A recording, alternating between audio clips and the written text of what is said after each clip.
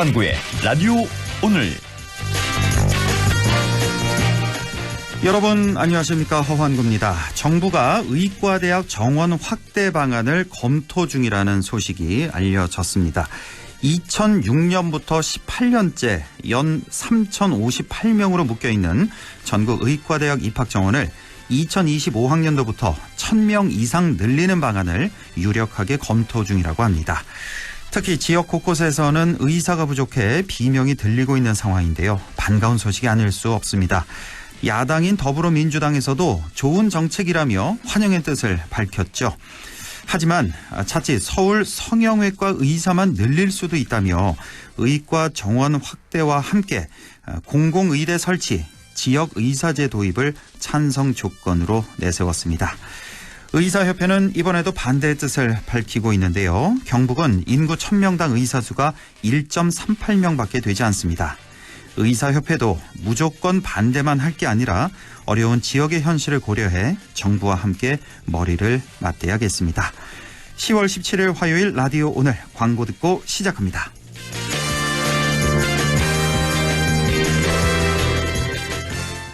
우리 회사 특별 안전보건교육 어디서 들어야 할까? 모두가 이기는 올윈 에듀. 산업안전보건교육 우수기관 올인에듀. 기업 맞춤형 직무교육 제작과 법정 의무교육까지 올인에듀. 모두가 이기는 올윈 에듀. 마침내 일렉트릭 토레스의 탄생. SUV와 EV, 그 경계를 넘나드는 새로움. 당신이 기대했던 SUV, 그대로의 EV. 토레스 EVX. 지금 KG 모빌리티 전시장에서. 자, 문제 나갑니다. 올겨울 모두가 가장 내리기 원하는 비는? 겨울비, 사랑비, 가스비. 올겨울 대성 S라인 콘덴싱으로 대한민국 곳곳에 내려질 가스비를 경험해보세요. 대성이 내일을 위합니다. 대성 보일러. 이희경입니다. 그거 아세요? 이사는 평수를 바꾸지만 연금 이자는 평생을 바꾼다는 말. 그래서 저는 하나 연금 닥터. 빈틈없는 밀착 관리에 찾아오는 연금 전문가 상담까지. 당신의 퇴직연금 하나은행 연금 닥터로 이전해야겠죠? 원금 손실에 유의하시고 자세한 내용은 하나은행 홈페이지 참조. 네, 라디오 오늘 화요일 순서 시작합니다. 일부 이슈 오늘에서는 국가 명승지인 예천군 회룡포가 탐방로를 확장하면서 훼손되고 있다는 주장이 나왔는데요. 잠시 후 대구 환경운동연합 정수근 생태보조국장을 연결해서 자세한 얘기 들어보겠습니다. 2부에서는 한 주간의 시사 이슈 알아보는 시간이죠. 최요한의 시사 따라잡기도 준비되어 있습니다. 이어서 안동 MBC 라디오 드라마 만인의 꿈이 방송됩니다. 라디오 오늘 유튜브로도 다시 들으실 수 있습니다. 많은 애청 바랍니다. 네, 이슈 오늘 시작합니다. 경관적인 가치가 높은 자연유산으로 국가로부터 인정받은 곳이죠. 바로 예천군 회룡포인데요. 이곳에 최근 탐방로를 확장하는 공사가 있었습니다. 넓게 길을 내면서 훼손의 정도가 심하다는 그런 주장이 제기되고 있는데요. 대구 환경운동연합 정수근 생태보존국장을 연결해서 자세한 얘기 들어보겠습니다. 정수근 국장님 안녕하십니까? 예, 안녕하십니까. 예. 자, 이 회룡포 마을 탐방로가 수해복구 사업으로 인해서 훼손됐다라는 얘기인데 직접 우리 국장님께서 현장에도 나가 보셨을 텐데 상황이 어느 정도인지 훼손 상태가 어느 정도입니까? 예, 우선 그 위치를 좀 설명을 드려야 되는데요. 예, 예. 그 회룡포 가면 안에 회룡포 마을이 있지 않습니까? 예. 그 마을에서 다리가 두 개 있습니다. 제일 평평다리가 있고, 네. 제2 평평다리가 있습니다. 예. 그 마을 제일 안쪽에 있는데, 제2 평평다리를 넘어가면 용포 마을이라고 나옵니다. 용포 마을. 예. 그 마을에서, 그러니까, 그 회룡산인데요. 산을, 강을 따라서, 강 옆으로, 완전히 드러날 정도로 길을 내놨습니다. 산을 많이 팠군요, 그러니까. 그렇습니다. 예. 그래서 제가 이제 건너편에서 봤을 때 예. 곤이 보일 정도로 아하. 산이 드러나 있었어요. 그래서 가보니까 거기에 길을 거의 뭐 신장로에 가까운 길을 내놨더라고요.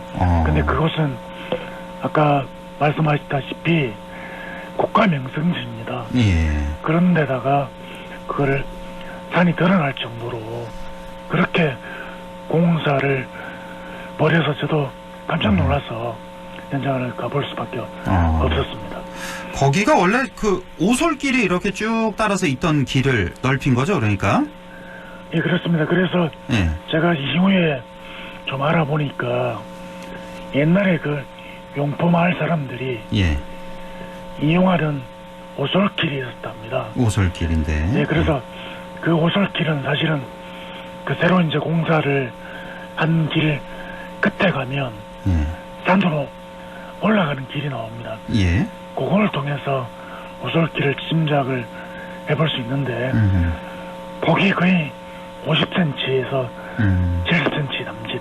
아, 그렇게 작은 예, 아주 오솔길이었는데 좁은 폭이 길이죠. 적은. 예. 예, 그런 길을 예. 지금은 폭이 4, 5m 정도 됩니다. 아, 예. 그런 길로 만들어놨습니다. 아, 그러니까 원래 이 오솔길 1m가 채 안 되던 그런 폭이 좁은 길이었는데 이거를 4, 5m 정도로 넓혀놨다라는 말씀이신데 지금 이 공사가 뭐 어느 정도나 진척된 상황입니까?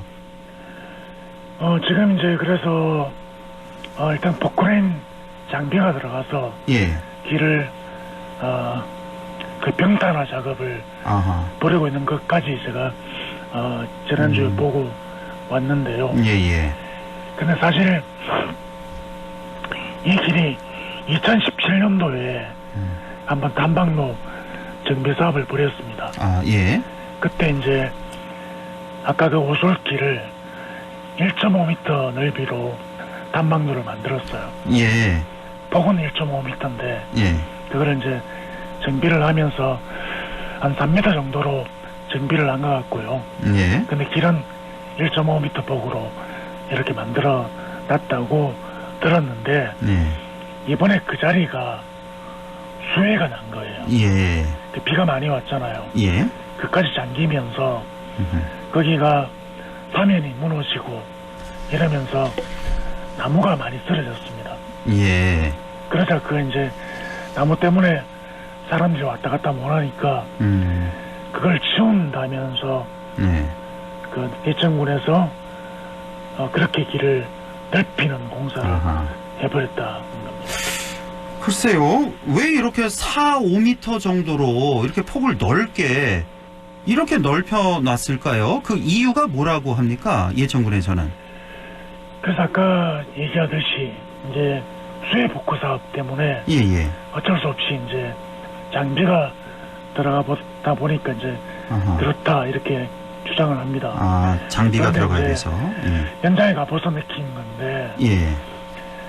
그 아까 얘기했다시피 그 길은 산지입니다. 산지. 산지. 예. 산지 절벽 따라 이제 길이 나 있는 건데 원래는 이제 사람이 오솔길 외에는 접근이 안 됐던 길이죠. 예. 그런데 그것도 제1평평다리가 있는 그 일흥포 주차장까지는 예. 연결이 안 돼 있습니다. 예. 그러니까 그 제1평평다리에서 예. 제1평평다리 3분의 2 지점까지 길이 닦여 있어요. 예. 근데 조금만 더 연결하면 제1평평다리까지 연결을 할 수 있게 되겠죠. 예. 예천군에서 그런 그 보관을 가지고 이 사업을 벌인 게 아닌가 그런 의심이 됩니다. 4, 5m 정도라면은 충분히 차도 다닐 수 있는 그 정도의 폭이 그렇습니다. 될 거고요. 예. 자, 예천군 회령포 마을 하면은 이제 국가 명승지인데 이렇게 함부로 손을 대도 되는 건지 자연을 이렇게 많이 훼손을 해도 되는 건지 어떻게 보십니까? 당연히 안 되죠. 그 얘기는 또 특히 문화재 구간이기 때문에. 근데 이제 회령포가 문화재는 사실은 그 물길과 모래톱이 문화재입니다. 예. 그 산지는 문화재는 아니에요. 근데 이제 문화재 관리 구역상 1구역, 2구역 뭐 이렇게 나눠져 있는데요. 네. 거기가 1구역에 해당하는 곳인데 그 1구역에 공사를 하려 해도 문화재 전문위원들의 심의를 거쳐야 됩니다. 예. 근데 그런 것을 거치지 않은 것 같고요. 어허. 그래서 이제 좀 임의로 공사를 했다 이렇게 예. 얘기해지고, 또 하나 여기서 중요한 문제는 예. 이런 산지 절벽을 이런 곳은 생태적으로 숨은 서식처라고 합니다. 예, 다시 한번요. 숨은 서식처. 숨은 서식처. 그래서 야생동물들이 예. 최후의 보루로서 아. 기거할 수 있는 그런, 그 인간이 접근을 잘 안 하는 곳이라는 것이죠. 예. 그런 데다가 이렇게 넓은 길을 내어서 많은 사람들이 오가게 되면 아. 숨은 서식처의 기능이 사라지게 돼서 예. 생태적인 교란이 일어나는 아. 문제도 있고요. 예. 또 하나 중요한 것은 경관을 굉장히 훼손을 하게 됩니다.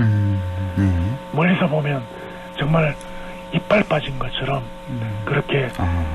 길이 나 있는 아주 좀 흉측한 그런 모습을 하고 있어서 예. 그런 한 3가지 문제가 음흠. 제가 지적을 할 수 있겠더라고요. 예, 그렇군요. 예천군에서는 이게 워낙에 이 소규모 정비 사업이라서 예. 뭐 따로 어디 뭐 신고하고 허가받을 필요가 없다 이런 입장이라면서요. 예, 그래서 그게 사실은 뭐 경미한 현상 변경 예. 이렇게 해서 이제 그럴 때는 지자체 관할이다 이제 이렇게 돼 있던 모양이더라고요. 예예. 근데 앞에서도 말씀드렸다시피 경미한 공사라고는 보이지 않습니다. 아하. 예. 아까 사회자께서도 말씀하셨듯이 차가 드나들 수 있을 정도로 넓은 길이 돼버렸기 때문에 예. 절대 경미하게 보이지 않는다. 그래서 이런 정도 되면 예. 문화재청에서 관리, 관할 뭐 이런 것을 좀 해야 되지 않을까 그런 생각이 특히나 많이 들었습니다. 그렇지 않아도 문화재청에 이제 이번 사실을 신고도 하셨다고 들었는데 네. 문화재청에서 뭐 이후에 어떤 뭐 답변이나 조치가 있었습니까? 그래서 이제 제가 신고를 하니까 그 다음 날 현장을 가보긴 했습니다. 예예. 그래서 그 이후에 통화를 하니까 경미한 현상 변경 구간인 것은 맞다. 네. 그러나 가보니까 훼손 정도가 좀 있더라. 그래서 이후에 복구 공사를 할 때, 예. 그러니까 이제 길을 정비를 해서 완공을 할 거 아닙니까? 예. 그때 이제 문화재청에서 좀 개입을 해서 아하. 원형 훼손이 덜 되는 방향으로 그렇게 유도를 하겠다 이렇게 아, 그래요? 하는데, 예. 근데 이미 훼손이 많이 돼버려서 그렇죠. 좀 예. 무색한 그런 답변으로 들립니다. 뭐 완공된 후에 개입을 해봤자 뭐 얼마나 개입이 가능하겠습니까? 그러니까 사실상 뭐 그냥 뭐 허가 방침이다 이렇게 봐야 되겠군요. 문화재청에서 손 쓸 수가 없다. 예. 네. 자, 일각에서는요 이렇게 길을 좀 넓게 내면 뭐 안전하기도 하고 관광객도 아무래도 더 많이 찾아오고 뭐 여러 가지 장점도 있지 않냐. 여기에 대해서는 어떻게 생각하십니까? 예, 물론 이제 그 관점을 어떻게 보느냐에 따라 다른데요.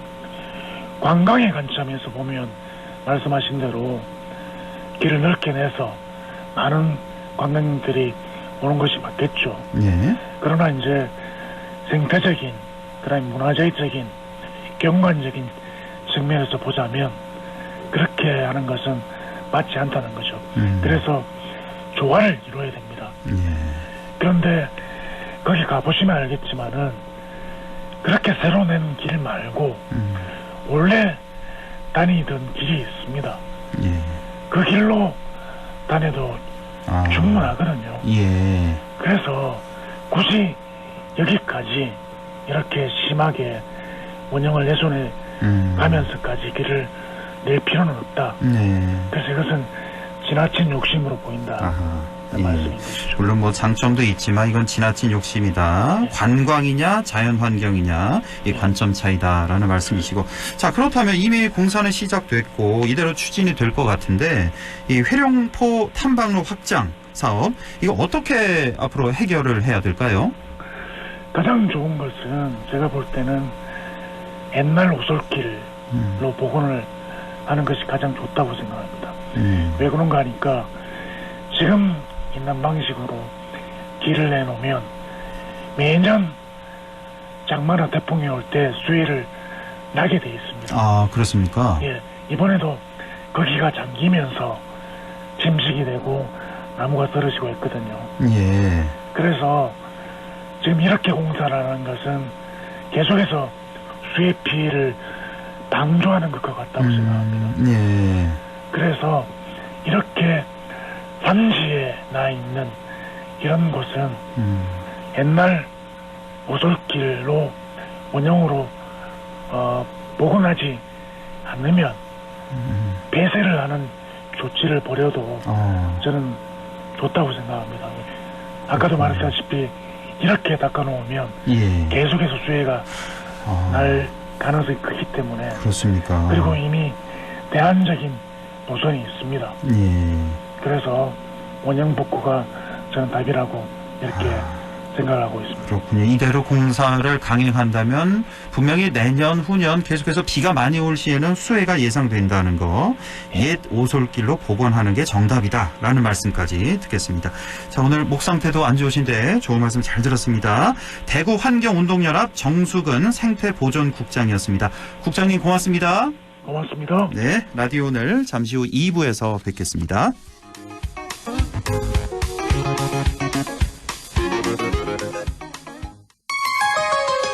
MBC 라디오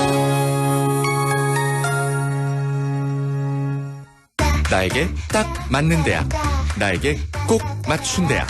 나만의 경쟁력을 원한다면 안동과학대학교로 오라. 시대에 딱 취업 중심 실전학과, 학생의 꼭 현장 중심 실무교육, 취업에 맞춤, 내 꿈에 맞춤, 나의 드림핏 안동과학대학교.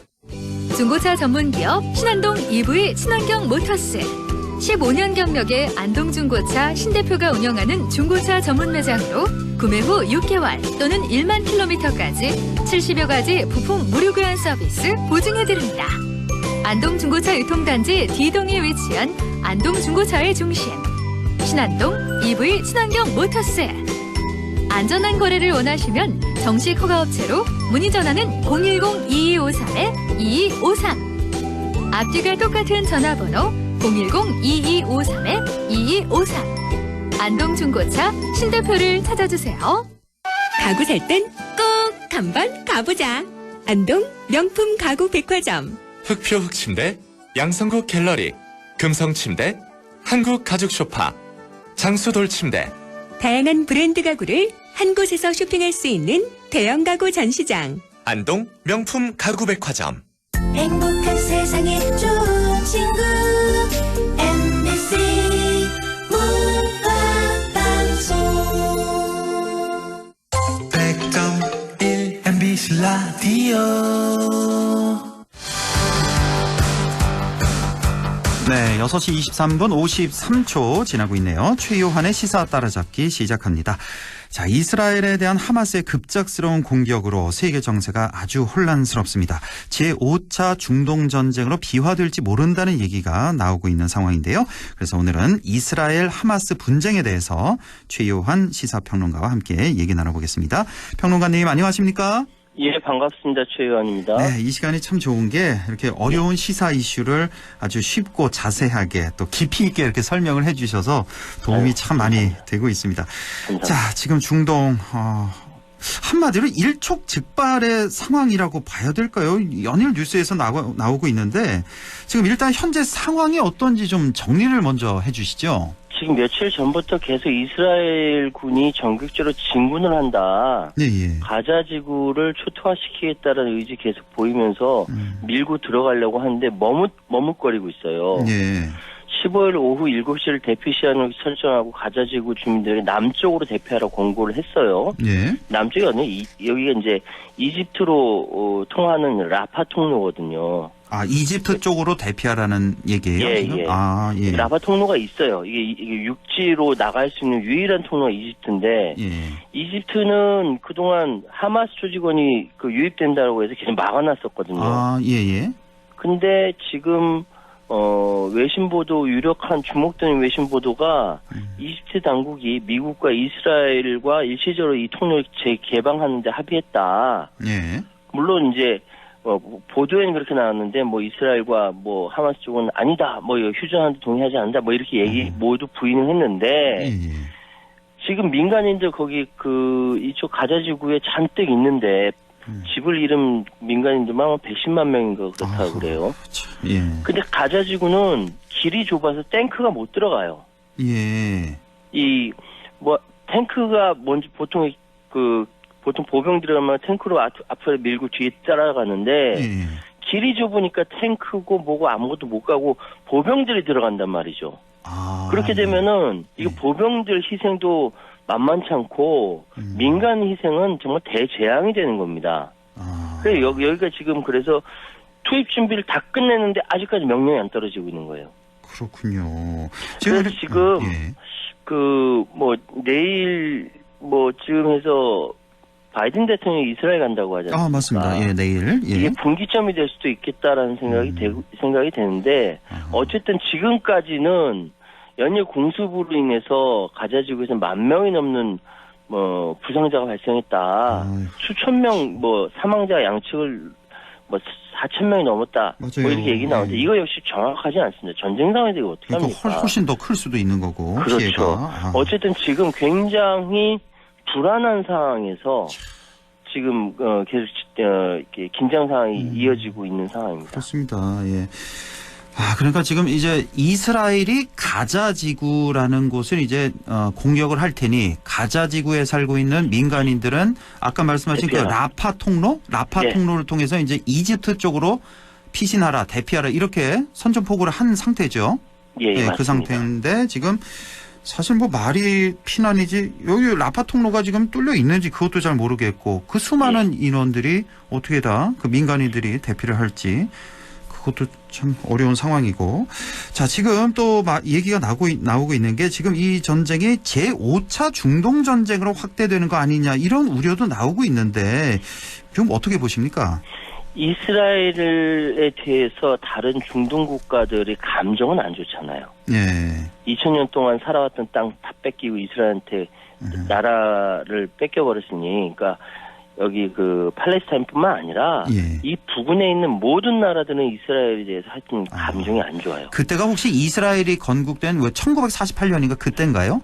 그렇죠. 48년도에 건국이 됐는데 쉽게 말씀드려서 우리나라 예를 들어서 고조선 이때 우리가 그때 살았어. 그러니까 2000년 동안 살아왔던 아랍 사람들들어 와가지고 우리가 고조선 때 살았는데 니네가 들어온 거야. 그러니까 나가 하고 나라를 세운 거예요.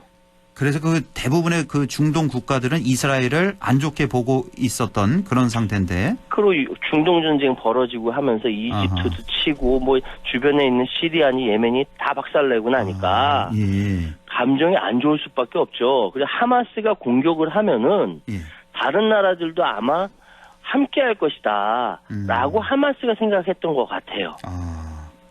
그 제일 먼저 응답했던 곳이 어디냐? 헤즈볼라입니다. 헤즈볼라. 레바논의 헤즈볼라. 맞습니다. 무장단체. 무장단체. 헤즈볼라는 미국 입장에서는 하마스보다 더 골치 아픈 집단이거든요. 이거 굉장히 군사력이 강하다면서요? 거긴 군사력 강하죠. 하마스하고 비교도 안 돼요.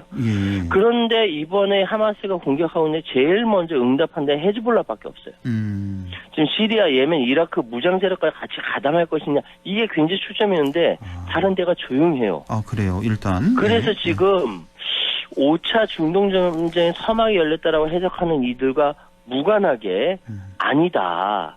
지금 하마스가 공격을 하고 나서 계속 하는 데는 지금 헤즈볼라 등 몇 군데 안 되기 때문에 자, 주변에 시리아는 아직 내전 끝나지 않았습니다. 회복해야 되고 레바논은 이스라엘에 저항할 힘이 안 돼요. 이집트도 뒤쪽에서 이렇게 계속 가자 지구에 있는 난민들 도와주긴 했는데 공격할 생각이 없거든요. 그렇겠죠. 예. 이란이 문제인데 이란은 지금 경제적으로 얼마 전에 다시 미국이 이제 자금을 재동결한 바람에 예. 바짝 화가 났을 뿐인데 이 전쟁에 개입하게 된 미국이랑 이란이랑 다시 전면전 붙는 거지 않습니까? 그렇죠. 부담스럽거든요. 예. 이라크도 마찬가지고요. 아하. 그러면 주변에서는 몰래 하마스나 헤즈볼라 도와줄 수는 있어도 예. 공개적으로 참전할 이유가 없다. 아하. 5차 중동전쟁까지 가지 않고 한두 달 내에 끝날 것이다 라는 얘기가 또 나오고 있어요. 뭐 그렇게만 되면 천만다행인데.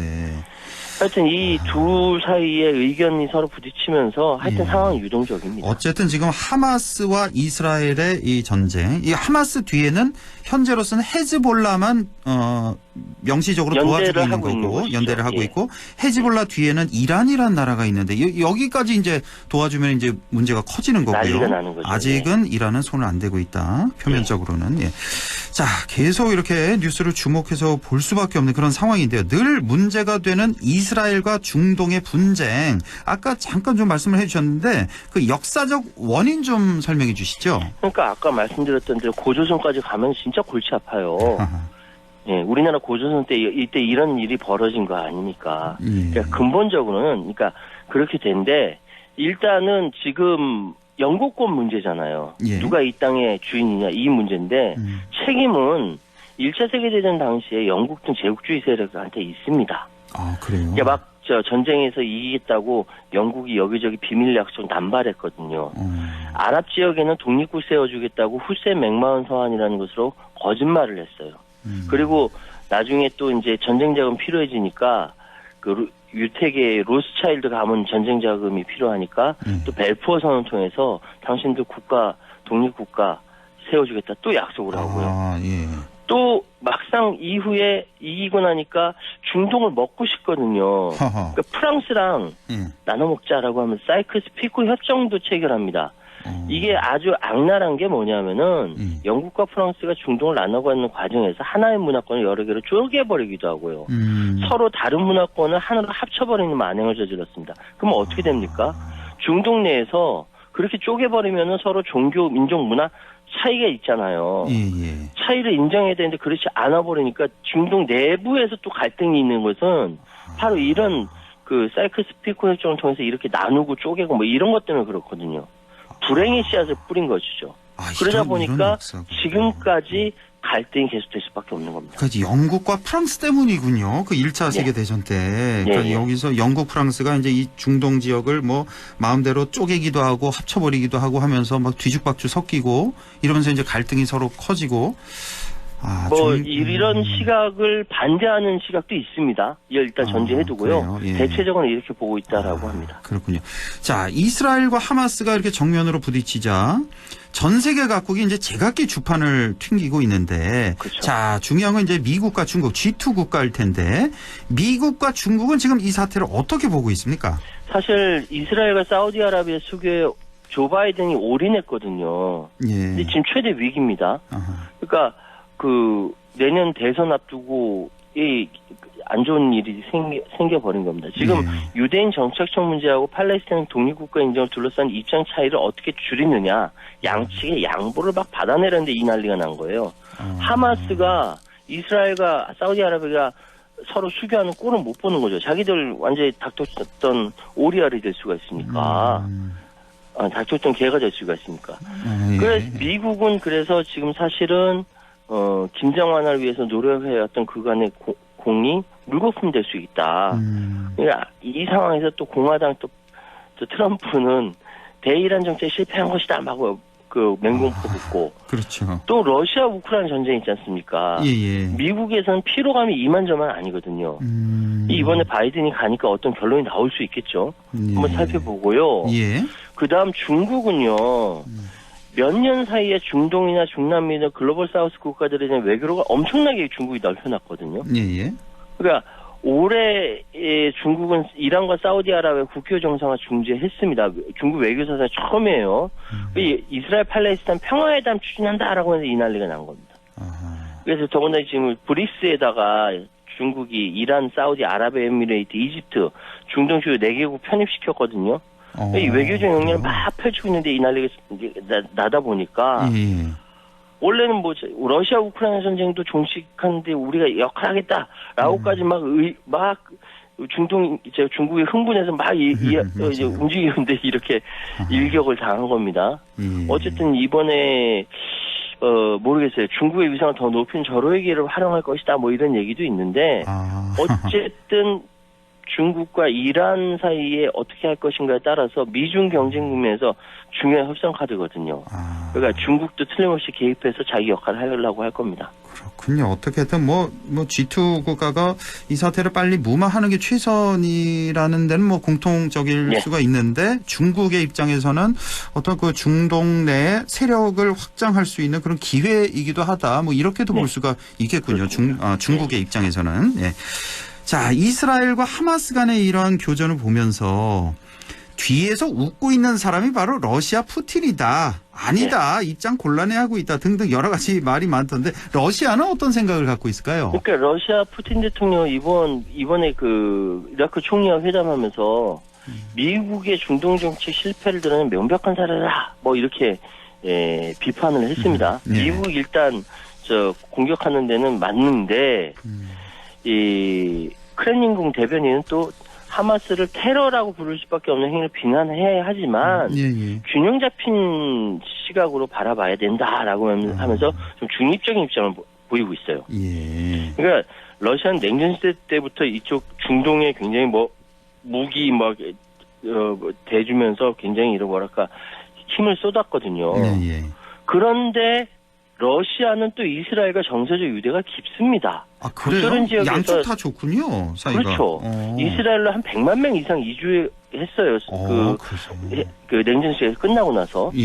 그렇기 때문에 이번에는 러시아가 굉장히 이스라엘, 러시아, 팔레스타인 굉장히 미면 삼각관계 가운데서 비난은 일단 미국에 대해서 비난하되 하마스와 이스라엘에 대해서 좀 이렇게 진정시키는 중립 입장을 취하지 않나 이런 말씀 드릴 수 있습니다. 그렇군요.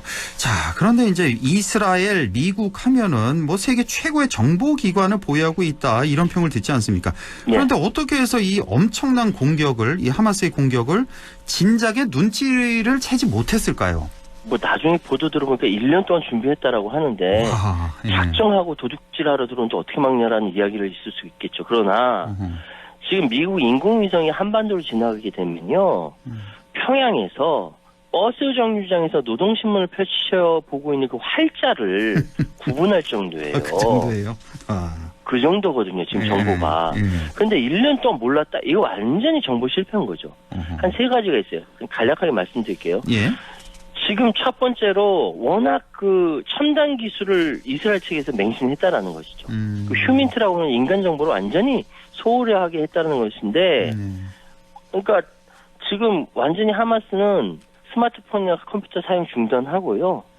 지하에서 통신신호 잡히는 지하에서 디지털 첩보 수단을 무력화시켰다는 얘기가 있습니다.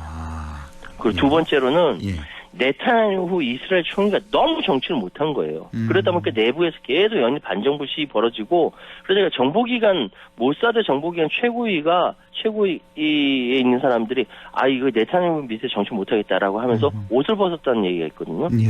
정치적 분열이 정부의 벽을 만든 겁니다. 그러니까 정치를 잘해야 전쟁도 안 벌어지는 거예요. 그렇죠. 그리고 세 번째, 이스라엘에 대해서 동맹국이 경고 안 한 거 아닙니다. 경고했는데 무시했다라는 거예요. 예전에 하마스가 그 로켓 쐈는데 아이언돔이 무력화시켰지 않습니까?